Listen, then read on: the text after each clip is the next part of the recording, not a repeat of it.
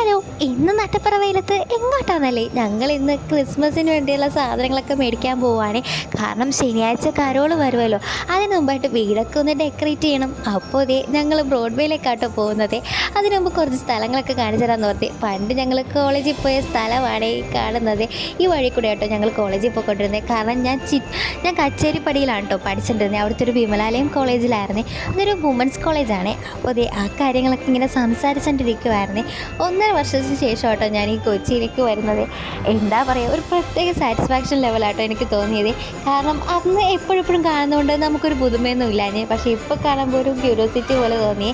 അപ്പോൾ ഞങ്ങളിതേ അങ്ങനെ ബ്രോഡ്വേയിലെത്തി. പക്ഷേ മെത്ത ബസാറിൻ്റെ ഉള്ളിലേക്ക് ഒട്ടും കയറാൻ പറ്റുന്നില്ലാഞ്ഞ്.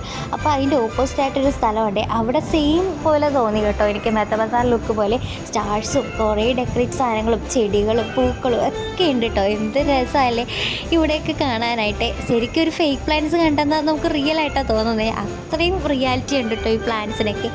അപ്പോൾ എന്താ പറയുക, എല്ലാം നമ്മളെല്ലാം നന്നായിട്ട് അന്വേഷിച്ചിട്ട് വേണം കേട്ടോ എല്ലാ സാധനങ്ങളും മേടിക്കാൻ. എനിക്ക് തോന്നി മെത്ത ബസാറിൻ്റെ ഉള്ളിൽ നല്ല റേറ്റുള്ള പോലെ തോന്നി കേട്ടോ, എല്ലാവരും പറയുന്നതും കേട്ട് കേട്ടോ. അപ്പോൾ അതൊക്കെ കഴിഞ്ഞ് ഞങ്ങൾ സ്ഥിരമായിട്ടൊരു കടയിൽ കേട്ടോ മേടിക്കുന്നത്. ഹാപ്പി ക്രിസ്മസ് സ്റ്റോർ എന്ന് പറഞ്ഞൊരു സ്റ്റോറുണ്ട്. ആ സ്റ്റോറിൽ നിന്നാണ് ഞങ്ങൾ എല്ലാ വർഷവും, അതായത് 5 വർഷമായിട്ട് അവിടെ തന്നെയാണ് മേടിക്കുന്നത്. കാരണം അവിടുത്തെ ലൈറ്റും കാര്യങ്ങളൊക്കെ നമുക്ക് മേടിച്ചാലും അടുത്ത വർഷം ഉപയോഗിക്കാൻ പറ്റും കേട്ടോ. അത്രയും നല്ല ക്വാളിറ്റിയാണ്. അത്രയും സ്ട്രെസ്ഫുൾ ആയതുകൊണ്ടാട്ടോ ഞാൻ നിങ്ങൾക്ക് വേണ്ടി ഷെയർ ചെയ്തത്. അപ്പോൾ എന്താ പറയുക, കുറച്ച് ലൈറ്റ്സൊക്കെ ഇരിപ്പുണ്ട്, എന്നാലും നമുക്ക് ആവശ്യത്തിന് വേണമല്ലോ, അതുകൊണ്ടാണ് ഇപ്രാവശ്യം വന്നത്.